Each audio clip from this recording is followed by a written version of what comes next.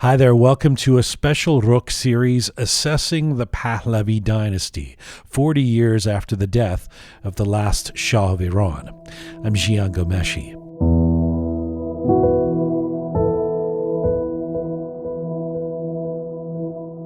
This is a three-part series based on interviews we conducted in 2020.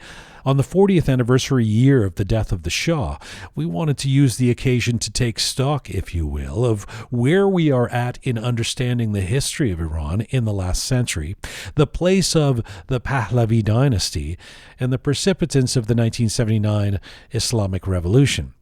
We assembled a group of three well-known thinkers who have all deeply studied the Pahlavi era and have differing opinions on the legacy of Mohammad Reza Shah 4 decades after his death in exile. In this part 1 of the series, we hear from Dr. Abbas Milani. In part 2, we will get a perspective from writer and historian Andrew Scott Cooper. And in part 3, historian and author Mohammad Amini. I should note that this is a special Roqe series. For our regular episodes of Roqe, we invite you to visit our website, roqemedia.com, where you can find all of our editions of the program, the guests we've had on our ongoing mission to build an audiovisual encyclopedia of Iranian diaspora identity. You can also help us out and become a patron of our program if you like what we do by pressing on the Support Us button at the top of the website.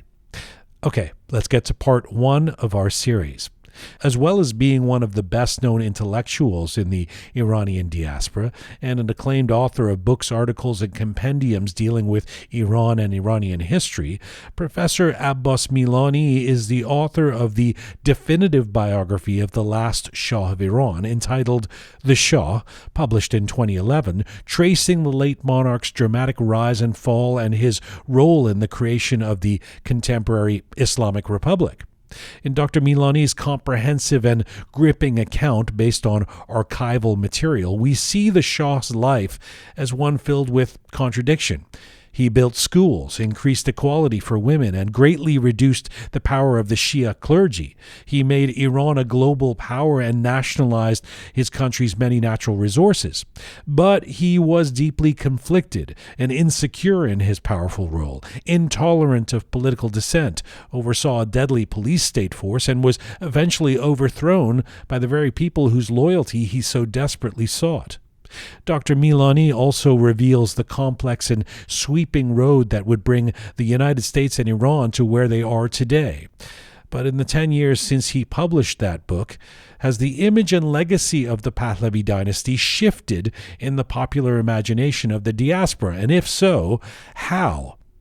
Abbas Milani is the director of Iranian Studies at Stanford University and the professor in the Division of International Comparative Studies. He's one of the founding co-directors of the Iran Democracy Project and until 1986 taught at Tehran University's Faculty of Law and Political Science, where he was also a member of the board of directors of the university's Center for International Relations.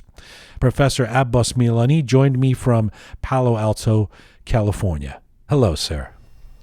Hello to you, and thank you very much for your wonderfully kind introduction.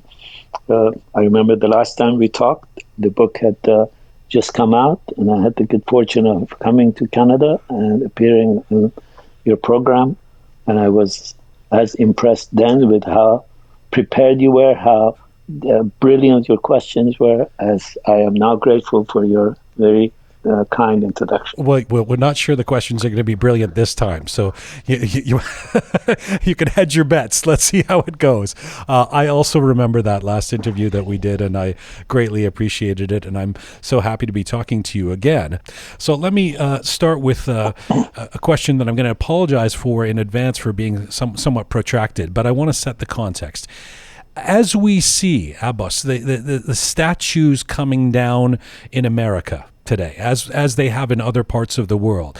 It is once again clear that the way we see history and the characters in it is fluid and can morph over time. The events of the past are rebooted or rehabilitated or reframed through the prism of each new era.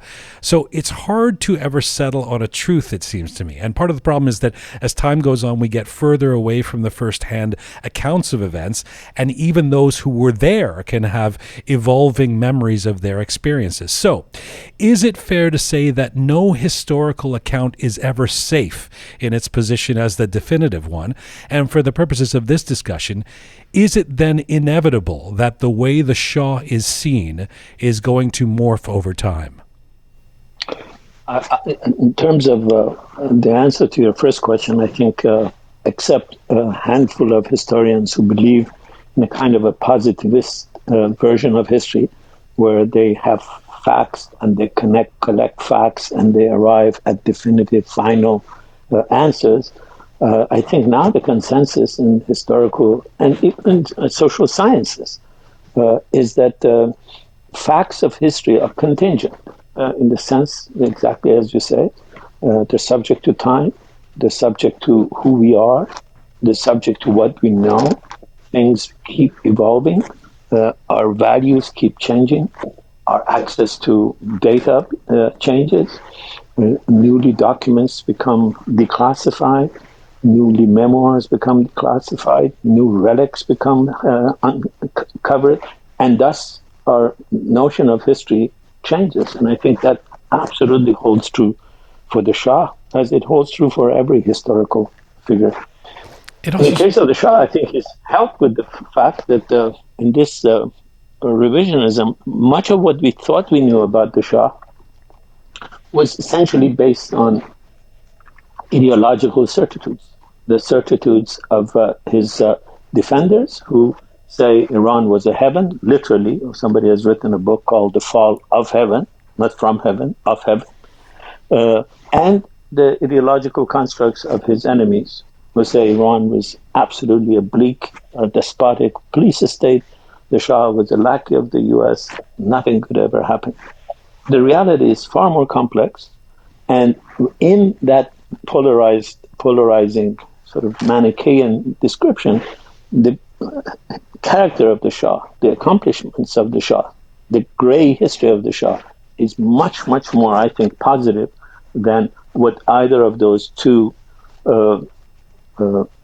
polarities indicate. Because the polarity that says it was all good doesn't really register well. That's why I think that gray narrative that says he accomplished much, but he also had some flaws. That, I think, is emerging very clearly. Let me come to that. I want to talk. We're going to spend some time talking about the Shah's character and these different narratives, an historiographical approach, if you will, looking at different versions of this that have now come out. But just sticking on the changing, the shifting, the evolving narratives. It also seems to me that this is amplified. I mean, Iranians, we seem to have conspiracy theories in our DNA, but we are living in a moment, even in North America, around the world, as a product of, whether it's Russian interference in an American election or trying to believe what we see on Twitter or Instagram or not. We're living in a moment where everyone seems particularly on guard about what they're seeing, and in some cases feel the liberty to suggest they disbelieve what we would call facts. So as an aside, I actually had someone say to me recently, thinking about talking to you, someone who I suppose wants a return to the Pahlavi Dynasty, said, "But did the revolution really happen though?" He said, "How do you know there were really that many people in the streets?" So this is an emerging disbelief in what can be found not just in history books but actually videos of that period. It must be hard to then do your job in that kind of moment. Oh, absolutely. The danger in what I told you in my answer, the danger in accepting the contingency of facts of history, is that it opens the door to a kind of chaotic relativism, where everyone has then the right to say, okay, this is my version of facts. No, your version of facts You're not entitled to your own facts. You're entitled to your interpretation of facts. There is no doubt that there was a revolution in Iran. There is a lot of debate on how many people actually participated in it. The most credible historical narrative that I have seen, for example, a book published by Harvard University Press, says actually 11% of the Iranian population participated actively in the revolution. You would say 11%? But then the numbers for the French Revolution and the Bolshevik Revolution are even smaller. The percentage are smaller. So was it a massive consensual overthrow of the Shah's regime? No. Was it a revolution? I think it's one of the more consequential revolutions. The consequences have almost all been, in my view, bad for Iran. But it's been one of the most consequential revolutions.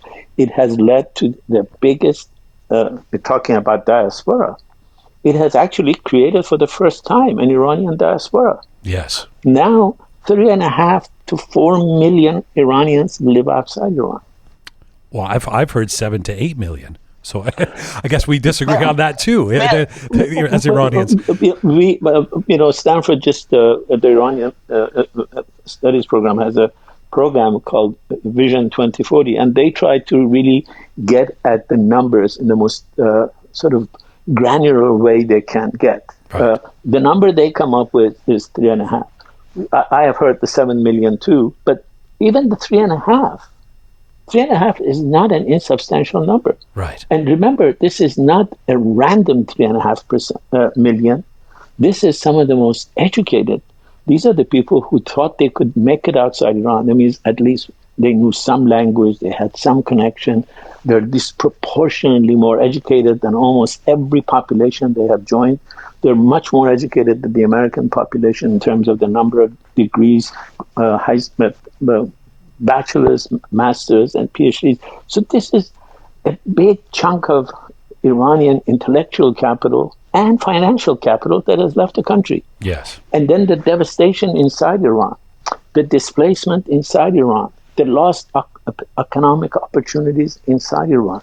Iran right now, if this revolution hadn't happened, would be, if it had gone the trajectory that Iran had in 1975, Iran would be somewhere where South Korea is. You've said a number of things there that I want to pick up on, especially the growth of the diaspora and the implications of that. But as I say, let me stick with the character of the Shah. I mean, and it's interesting that you should mention that this book, In the Fall of Heaven, by Andrew Scott Cooper. Let me speak to that. This is a 2016 book on the Pahlavi Dynasty's final days, because Andrew Scott Cooper portrays Iran's last monarch as a frustrated democrat, arguing that the Shah's liberalization program begun during the final years of his reign was just ill-timed, right when American support for the Shah under pressure from human rights campaigners was wavering.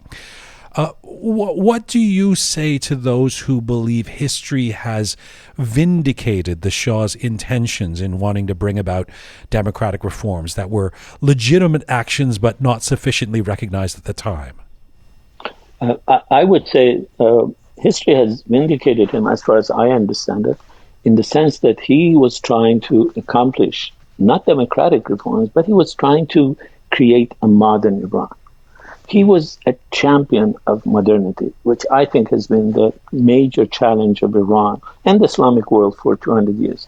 The Shah and his father wanted to create a modern Iran, except the democratic component of it. They both believed, and some people, I think, are now even agreeing with this part of their proposition. They both believed that Iran, the traditional forces in Iran, the power of the clergy, the power of the landed aristocracy is so entrenched that unless they had an organized sort of authoritarian center, to the detriment of the democratic aspect of the Iranian constitution, they couldn't make those changes. The Shah more or less has said this several times.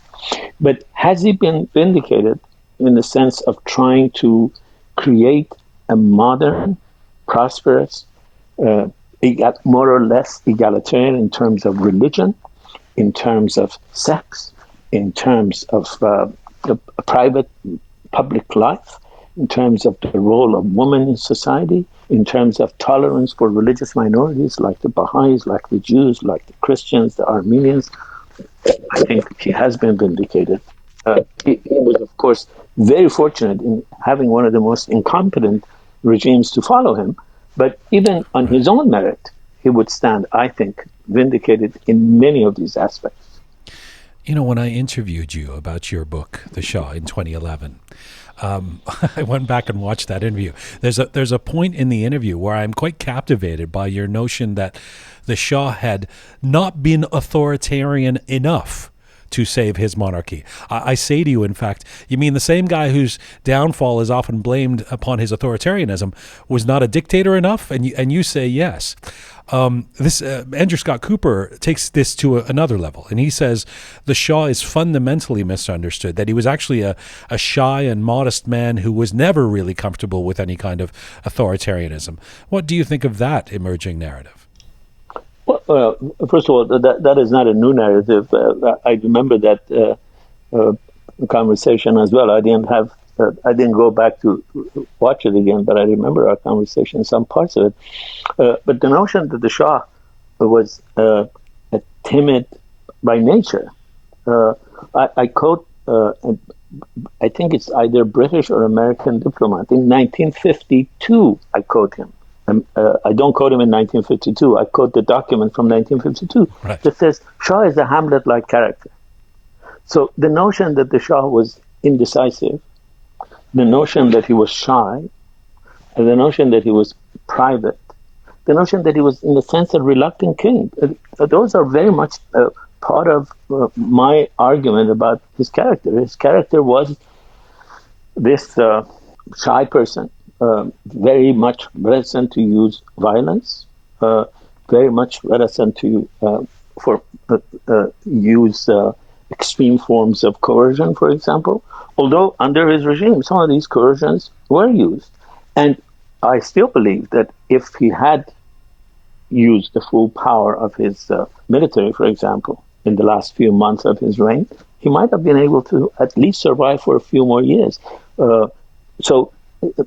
He was not authoritarian when he needed to be authoritarian, because I think he was, I'm almost sure we had that conversation.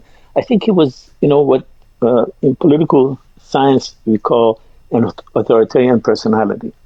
That's the personality that is very assertive when he or she feels empowered. Yes. And is very hesitant when she or he feels overpowered. But it is hard to connect the dots sometimes. I mean, I'm without taking a position on this at all. To hear, well, he was shy and timid. He really didn't want to do these things. I mean, he presided over a regime that put you in jail, right, for having an opinion or for a dissenting opinion. So the shy and timid part is hard to figure out. Not that wasn't necessarily his character, but how he enabled that kind of savak, etc., to happen then. It was an evolving image, evolving reality. When he comes to power in 1941, he's a different person than he is in 1975. And he's a very different person than 1978.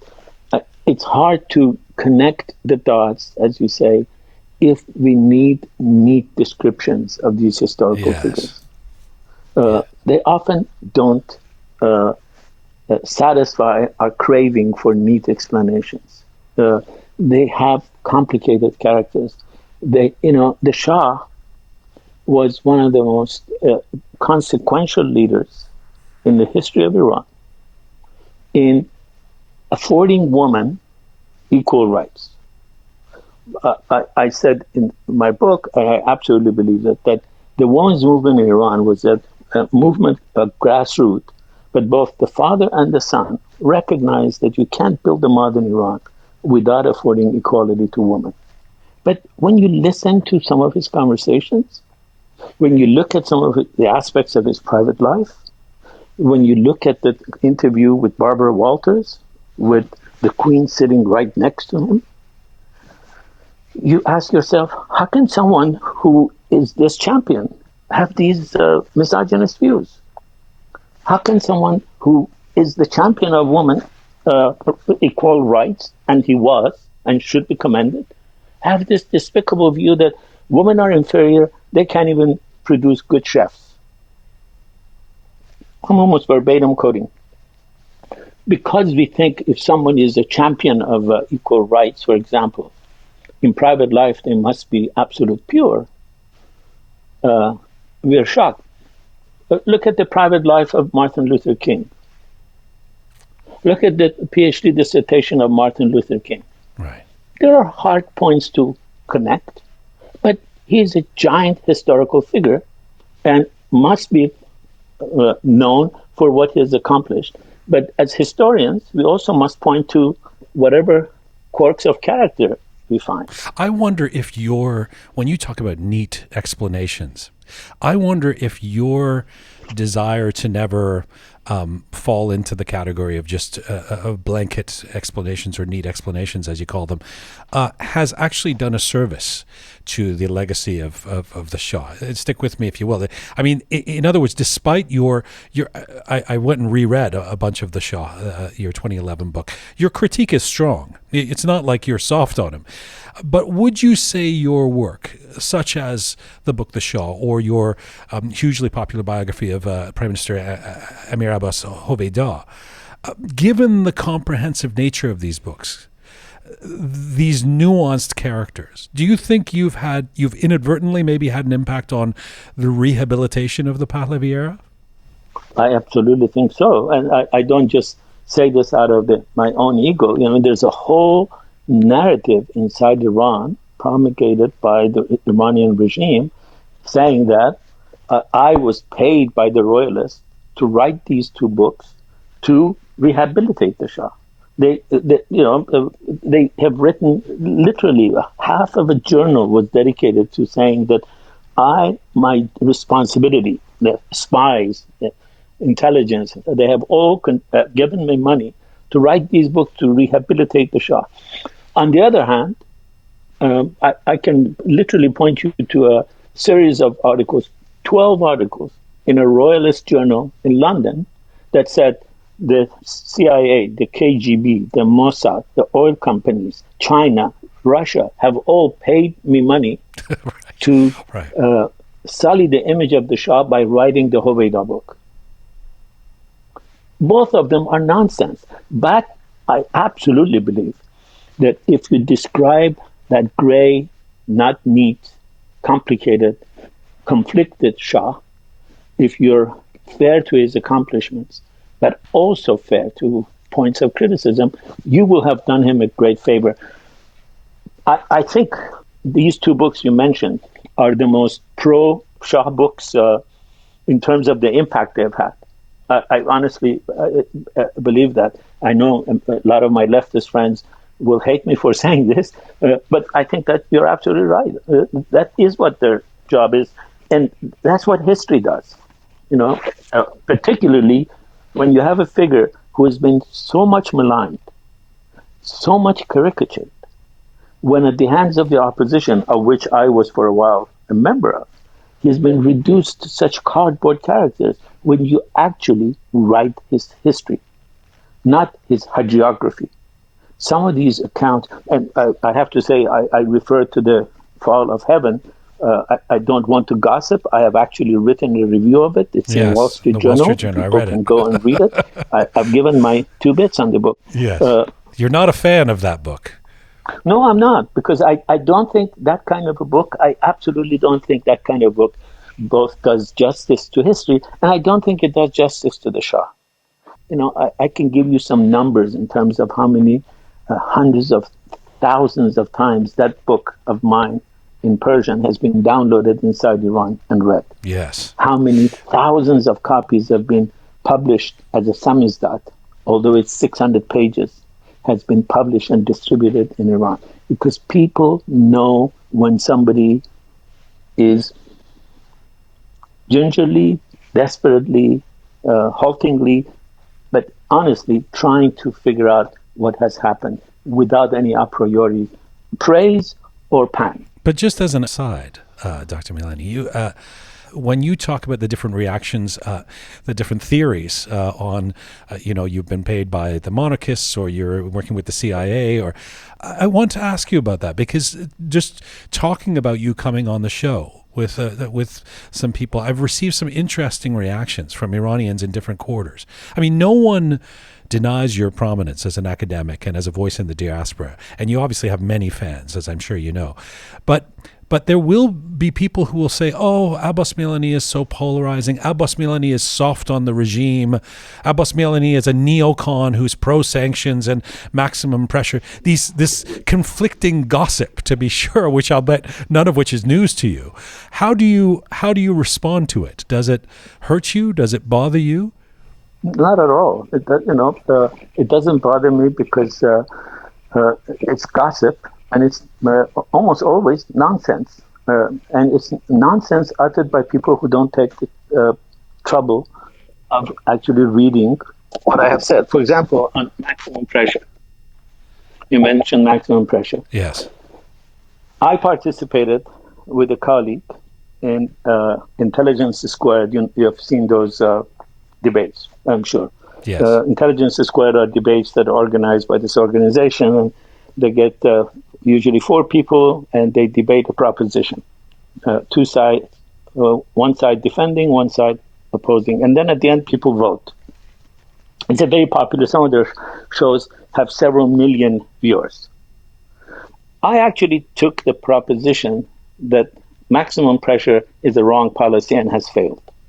This was 5 months ago. And my interlocutor on the other side was General McMaster. Everything I have written, and people, if they want to find out what I have actually said, that's all on public record. I have been against the idea of using sanctions that hurt the people of Iran. There was nonsense talked about how I am a neocon. Read what the New Yorker wrote, read what the New York Times wrote about what role I had in opposing war against Iran. These are matters of public record. So the fact that somebody there in some conversation says, oh, he's a polarizing. The Iranian regime just recently said a specific reference to me that I am their most intransigent foe. Something of a badge of honor, really. That's absolutely a badge of honor. I take that as a badge of honor. But these people who say he's soft on the regime, I absolutely, right here publicly, invite them to bring one other academician who has been as systematically as unsparingly critical of the status quo in Iran. There was a moment in 2010, speaking, I don't know if you were at Congress or something, I'm trying to remember where you said something like some sanctions can be effective, but they have to be as effective as they were in South Africa. You said something that I know people have latched onto. You probably know the reference I'm talking to. But absolutely. I know exactly what it was. I was testifying before Foreign Relations Committee of the Congress, of the House. And the debate at the time was the possibility of imminent attack on Iran. And I was saying that attacking Iran is the worst thing you could do. Attacking Iran is going to consolidate this regime for a very long time, and it hurts the wrong people. Targeted, smart sanctions, hitting the regime in its pockets is going to be the way to bring this regime down. Yes, that's absolutely true. But to say that I am a neocon, where neocons have been advocating attacking Iran, for example, for the last 12 years, and I've been absolutely, categorically, unquestionably against invasion of Iran. So does it bother me that some people say, absolutely not? This goes with the territory. Okay, well, let me ask you about the territory as an aside to the aside, because I'm leading us down a path that is slightly moving away from talking about the Shah. But why is it seemingly, how do I put this, the disposition of our community to want to take people down, or at the very least label them or be suspicious of their intentions? Why is that in our DNA?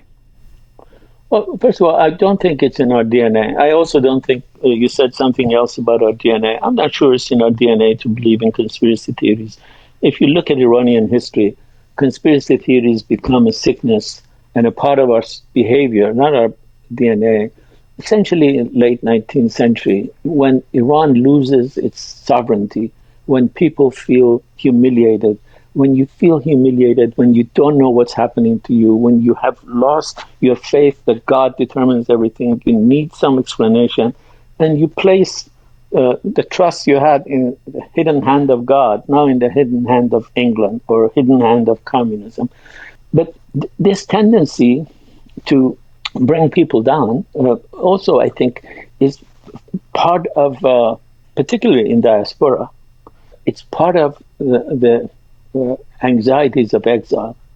I mean, read Theodor Adorno's Minimum Moralia, his memoirs of exile. Read Hannah Arendt's memoirs about what German exiles, some of them fleeing Nazi death machines, were doing to one another in this U.S. Read about how one of the greatest literary critics probably of 20th century, Walter Benjamin, committed suicide because of short-sightedness of maybe this Theodor Adorno in not giving him $500 that he needed to escape to Spain. I mean, we read these things and we realize exile is the shits. Yep. It brings the worst out of people. And in our community, it exists. For every person that has said something like you quoted about me, there have been hundreds who, in much more meaningful ways, have supported our efforts. Look at what we have created at Stanford. We have created 100% with the help of the Iranian American community. We haven't accepted a single penny from the U.S. government. We have raised a lot of money, many, many millions, for the Iranian Studies program. We have created an archive that is now probably unmatched anywhere. That's good to hear. It goes from Zahedi to Golshiri to Meskub. Why? Because the bulk of the community knows something is happening here. So am I bothered that somebody gossips after having a bottle of wine that he's a neocon? No, that's his right or her right. There was no indication that they'd had a bottle of wine, maybe a glass or two. And you caught me on my language. When I say DNA, I'm actually not being pedantically. I'm not saying it is in our DNA. I don't actually believe that. I'm saying we are culturally socialized to be that way somehow. And frankly, it bothers me. I don't like our tendency towards conspiracy theories. I grew up around it, and everything was everything is about some sort of theory, and I do understand the roots of it in the way you've just explained it, and I understand that it's not biologically perhaps inside us, but I think it is something that is indicative in our community. I mean, the only reason I wasn't trying to pick a word and pick on you, but there are people who actually say it is in our DNA. They really, I mean, there are scholars who say this. There are people who have said, Iranians have thus and so. You read some of these British, for example, diplomatic archives, diplomatic dispatches. Sir Reader Bullard, we're talking about the Shah. Sir Reader Bullard, the British diplomat, ambassador in Iran in 1941. He wrote, again, I've quoted this in the book. He said, these Iranian people, DNA didn't exist there. It's in their genes. Sooner or later, they're going to raise this Reza Shah to the level of a Napoleon. Right. We have to be aware that these people are short-sighted. They're incapable of rational thinking. I'm almost verbatim quoting a diplomat whose advisor at the time was Anne Lambton. So people do have this tendency to reduce us to what they think defines us. Like the character of the Shah, the Iranian nation has a complicated character. It has produced some of the best the world has known, and it has produced some of the worst the world has known. When we talk about the character of the Shah, and when we talk about emerging narratives around the Shah, so much of this has to do with, of course, the revolution. And let me zoom in on the revolution for a couple of questions and get catch up with where Abbas Milani is at on some of these questions. You've said with regard to Khomeini and the Islamic Revolution, I want to quote you, the Shah never saw where the threat came from. He wasn't alone. The CIA didn't. MI6 didn't. From what we know today of the Western intelligence analysis at the time, it is clear that for the CIA and MI6, the Islamists could be the best bet to counter what they saw as the danger of the Soviet Union, right? So it seems they did recognize the possibilities with Khomeini. What do you make of that? Well, absolutely. They, as I said in the book, and since then, there have been a lot of declassified documents that completely show that the West, and it wasn't just the MI6 and the CIA, the French were involved in the same, I think, delusion. The Germans were. The idea was to use Islamists as an antidote to communism. Again, to give the context, this was the Cold War period. And the Americans, even after this Islamic Revolution in Iran, they still believed they could use the Islamists against communism in Afghanistan. They began pouring billions of dollars into defending, supporting, training, arming Islamist forces because they thought, and they were right, that these guys are good fighters against communism. What they didn't know, and 1979 made that very clear, is that these people might be very good at communist fighting, but they also have claims to power. And once they come to power, it's going to be very difficult to dislodge them. That lesson is one of the, I think, inadvertent consequences of the Iranian Revolution. But that error, and it isn't, again, because I don't like to only blame, as part of the conspiracy theory, I don't like to just blame the Americans and the British. Right. The Iranian intelligentsia, the Iranian opposition, was profoundly mistaken. Well, let me ask you about the Iranian intelligentsia, because what still perplexes many Iranians, especially I think of younger Iranians who, I mean, I was alive at the time of the revolution. A kid who grows up in the diaspora and wasn't alive and is hearing about this revolution. It's confounding that the so-called progressive forces, the intelligentsia in Iran, aligned with Khomeini, who was the embodiment of traditionalism and religious dogma. You have pointed some blame at the Shah for giving religious fundamentalists some free rein. You've also said, as many others have, that Khomeini did a masterful job of portraying himself as somehow progressive whilst he was in exile before the revolution. But what does it say about Iranians in general, and especially intellectuals at the time, that there was this kind of collective hoodwink of everyone who had democratic intentions? Again, I in the Shah book, I also blame the opposition for allowing this hoodwink to happen and having a very instrumental approach. The primary example for me is an Islamist terrorist by the name of Nawab Safavi, who created the Fadayan Islam, the devotees of Islam. In 1945-46, he begins organized effort. He starts earlier, it fails, but in 45-46 he goes after killing Khosravi and eventually kills Khosravi. For your audience who might not know Khosravi is clearly the most important secular historian of his time and is the person who still 50 odd years after his death, 60 years after his death, has written probably the most daring critique of Shiism, the most daringly erudite critique of Shiism. The Islamists went after him in essentially what was to be a kind of a prelude to the fatwa against Salman Rushdie. They chopped him to pieces.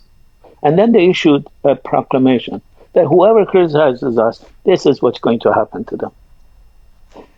And the Iranian democratic forces aligned with this very organization in the nationalization movement.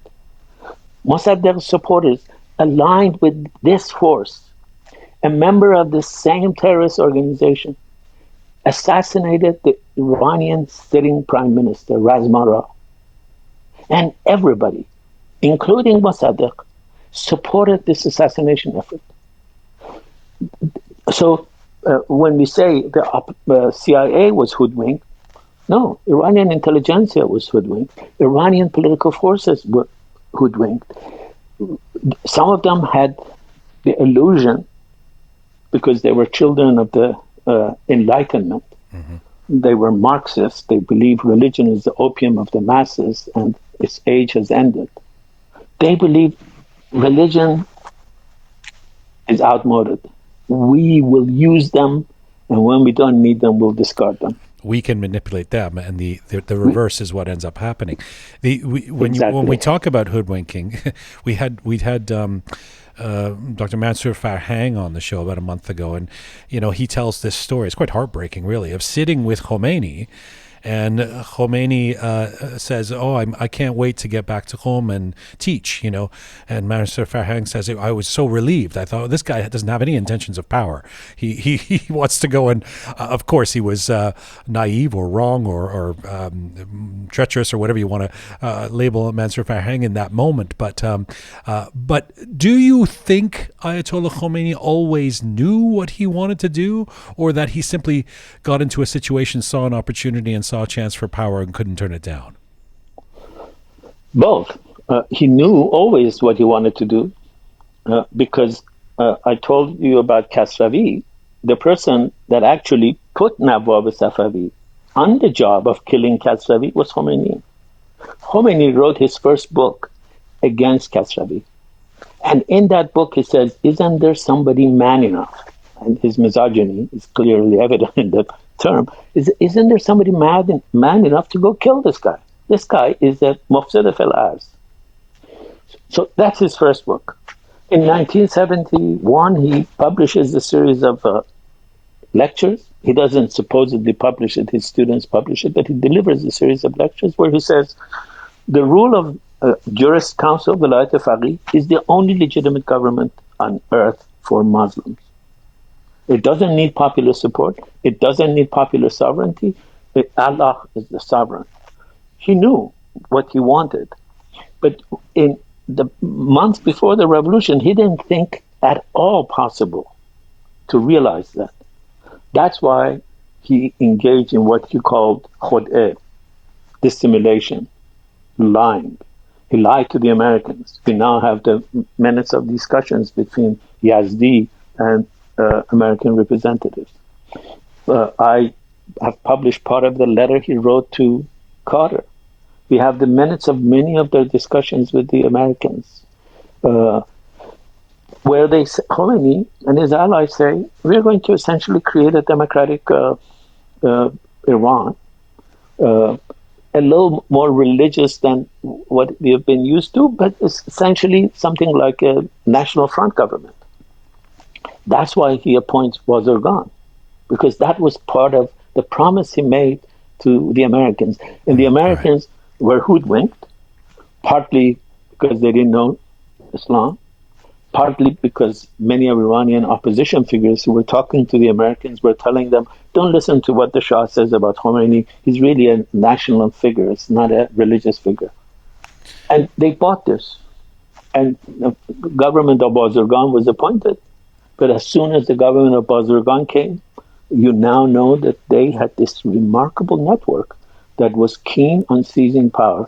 The minute he thought he could realize his dream, he went after it. Khomeini, I can only compare him to Lenin in terms of the tenacity of his ideological belief. But he had a maximum program and a minimum program. Maximum program was Vilayat Faqih. Minimum program was the overthrow of the Shah. But Khomeini would not have been able to seduce the intellectuals if they weren't sitting, if you weren't, I mean, you were part of them, sitting in opposition to the Shah already. And I had the occasion to read your autobiography, Tales of Two Cities, this week. It's such a rich and beautiful book. You were in Iran in the late 1970s. You had gone back there, and I want to get into some of your story in a moment. But on this point about intellectuals, you speak of returning back to Iran in '75, and at one point you become a ghostwriter for the Queen for a stint, and you say the Pahlavi regime was deeply enamored with intellectuals, but then you also say they were deeply despised by most intellectuals. Explore that paradox for us. I think what happened after 1953, when Mossadegh was overthrown and the Shah came back to power, a rift began in Iran. A rift between the intelligentsia and the Shah's regime. Whether you were left or the center, and even some of the on the right, they felt that the Shah, rightly or wrongly, it doesn't matter. That's what they felt. The Shah was brought back to power by the Americans and the British, and is illegitimate. That rift was really never healed. They were a handful, literally a handful of Iranian prominent intellectuals who saw that this kind of a entrenched rancor is damaging. Khalil Maliki was one of them. Ibrahim Golestan was one of them. These were people who said, we should criticize the Shah, but if he's doing something that is pushing the country forward, we shouldn't be in kind of permanent disengagement from him. There is a remarkable report an American diplomat writes in 1965. He comes to Iran, and I've quoted this in the Shah book. He says, it's very surprising. The Shah has made many changes in Iran, has made many reforms, but in private, there are very, very few people, even in his government, who are willing to support him because they think, he's not legitimate. So the intelligentsia, the intellectuals, really went out of their way to keep their distance. And I think, to me, that is part of the historical responsibility of the intellectuals. But the Shah also had this very interesting, as I described it there, he loved the intellectuals, he loved to be approved by the intellectuals, yes, but he also despised them. He called them intellectuals, shit thinkers. He thought that they are phony, but he also needed the love of these phony people. It occurs to me, as I think about it, the coalition that brought Mossadegh to power, albeit briefly, has a resonance to the same kind of coalition of varying forces of Iranian society that end up overthrowing the Shah in '79. It's that you can almost draw a line. Or do you think? Or what can we learn from that? Well, absolutely. I think I will add two more points to your very brilliant line. If you go to 1905-07, there's a coalition that overthrows despotism and tries to create constitutional revolution in Iran.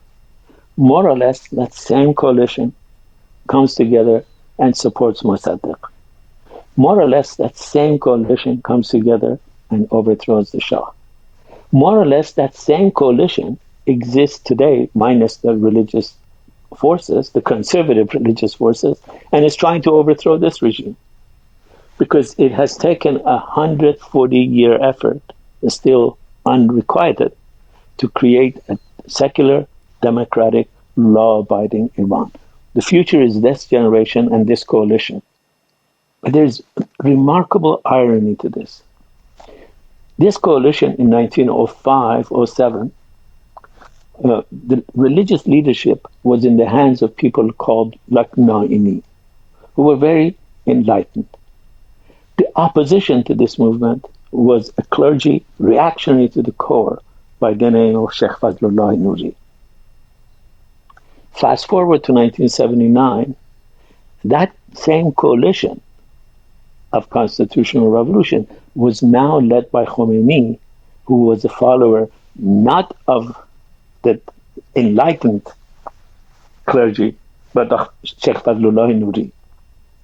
That's one of the remarkable ironies of Iranian history. There is an explanation for it, and I tried to give it in the Shah book. But now, that same coalition, now stronger than ever, now with more women in leading roles than ever. In fact, I think for the first time in this 140 years, women are now the leading force of this coalition. They're trying still to realize that dream, a secular, democratic, law-abiding Iran where public sovereignty is with the people, not with anyone else. Just sticking with that Mossadegh era for a second, that some of these classified documents that you've had access to are extraordinarily revealing. And I suppose one of the most shocking revelations is it's generally assumed that the Shah was a U.S. puppet, but we learn through your book that many of the current regime's policies, like acquiring nuclear capabilities, were in fact started when he was in power. Where did the puppet narrative begin? Is that back to 53 and Mossadegh? Very much so. A little earlier than that, the Tudeh party, the Soviet supported Tudeh party, had begun this story, but it becomes sort of the mantra of the opposition after 53. And again, in spite of overwhelming evidence that in the 70s, for example, from 65 to 75, there's overwhelming archival evidence that the Shah is acting very much independently on almost every issue, and on many issues is confronting the US and the British. But the opposition absolutely was adamant that the Shah is a lackey of US imperialism, and secondarily of British imperialism, has no independence, and other corollary facts.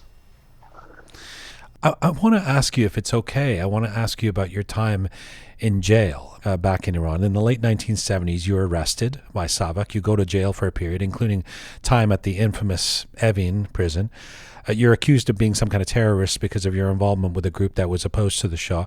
When you look back at that time through the prism of 2020, Abbas Milani, how did it change you? How did it affect the perspective you have today?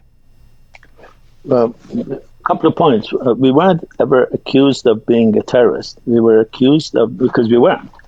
We were accused of being part of a small student group that advocated what they called collectivist ideology. That was against the law in Iran. You could go to jail. And that's the clause that they used against us. So it's a very important distinction. There were people at the time engaging in what today we call terrorists. In those days, they called it guerrilla activity. But we were never part of that. We never believed in using weapons in that way. You know, before I even, and I described this in Tales of Two Cities because you kindly referred to it, you know, very soon after I went to Iran, as I was teaching at the university, I realized that much of what we said about the Iranian society, that kind of a bleak Manichaean view of the Shah's regime, really doesn't fit with reality. That reality has changed. Iran has changed. In many ways, for good, but in many ways, in traditions, in patterns that are untenable. Now, very soon, I realized, I really did, and I don't say this now, as I said, I wrote it 20 years ago, I realized that the status quo in that form is untenable. But I also realized virtually everything we said as an opposition was nonsense. That the Shah can't make any change, hasn't made any change. The Iranian society was very different. And I realized that as a university professor, I could really do much of what I wanted to do in part of this rather silly, small student group. But before I could disengage, I was arrested. And the year that I was there was profoundly educational because I was, for 6 months of it, with some of the people who would become leaders of the Islamic Revolution later on. Yes. From Rafsanjani and Montazeri, Mahdavi, almost everybody, and some of the very prominent leftists. And I realized how much ideology and the certainties of ideology, uncertainties of ideology don't fit with my understanding of the Iranian society. How you could be, to me, I realize, I don't want to mention names, but I saw some of the bravest people who were defiant against the Savat and the regime, but were profoundly ignorant about Iran or about art, and they pontificated about it with such certainty, and were willing to give their lives. And a couple of them did give their lives, not under the Shah's regime, they were killed by the Islamic Republic. So I realized that the best thing I could do is sit from somewhere where I could study it, where I could dedicate the time that I have, the energy that I have, the ability that I have, if any, to unraveling this. I truly realized that the most important thing I could do, and 40 years later, I absolutely believe that that's a true decision, still is true, valid. The best thing you could do is engage in this culture debate, because many of the things you were complaining about as being part of our DNA are really part of our culture. And only through scholarship, debate, open discussion, tolerance for people who disagree with us, tolerance for people who have a different lifestyle, tolerance for people who think a little differently, this stopping from pontificating about things for which we don't take the time to study. The only way to end this fiasco is by engaging in systematic culture building. A final question, and a personal one, if you will. You can take off the scholar hat, but an earnest one. You have spent most of your life in the United States. You are a distinguished American scholar and academic at a top-notch university. Tell me what being Iranian means to Abbas Milani today. It means being part of one of the most remarkable civilizations the world has ever known. It means a responsibility to defend the best aspects of that culture and criticize the worst aspects. And it means being a voice to the extent that is possible of the people in Iran who are under a brutal regime that does not allow the voices of the opposition to be heard. It's a great challenge, but it's also a great source of pride. I truly, earnestly take pride in the Iranian part of my heritage. I know the failings of our culture, but I also know that it is truly one of the most remarkable cultures in the world. Just go from, you refer to that TEDx talk. This is a culture that has given us Zoroastrianism, which is one of the most influential religions in the world. Its profound impact on Abrahamic religions has not been fully appreciated. This is a culture that has been instrumental in creating multicultural empire, in promoting kind of human rights. It's a culture that has given some of the best works of Sufi mysticism. It's a culture that has given some of the greatest miniatures, some of the greatest architects of the world. We are custodians of a remarkable culture. But we're also custodians of a culture that has killed thousands, of Anushiravan that has killed thousands, of the Safavis that have killed thousands of Sunnis, of a culture that has engaged in some of the worst forms of dogmatism. Out of this mix, in the 21st century, we, the Iranian diaspora, because of the remarkable wealth that we have, bear, I think, a strikingly important responsibility to criticize where we need to criticize, to defend the rights of the Iranian people to live in a democratic society, and to let the world know that Iran is not this regime. Iran is Iran. Abbas Milani, I have been looking forward to this conversation. It didn't disappoint. You've been so generous with your time. I thank you, and I can only hope that we do it back in person next time in a post-COVID era. Absolutely. I look forward, and I wish you success. And I will have as pleasant of a memory of this conversation as I do of our first conversation. You're very Thank kind. you. Thank you for this. Khodafis. Khodafis. Khodafis. That was a conversation with historian, author, and director of Iranian Studies at Stanford University, Dr. Abbas Milani. Dr. Milani joined us from Palo Alto, California. This brings us to the end of part 1 of our Roqe series, Assessing the Pahlavi Dynasty. Please check out the other 2 parts of this series. Remember, you can subscribe on all of our platforms and become a patron of Roqe at our website, Roqe Media. You can give us feedback at info@roqemedia.com. I'm Jian Ghomeshi. Mizun Bashi.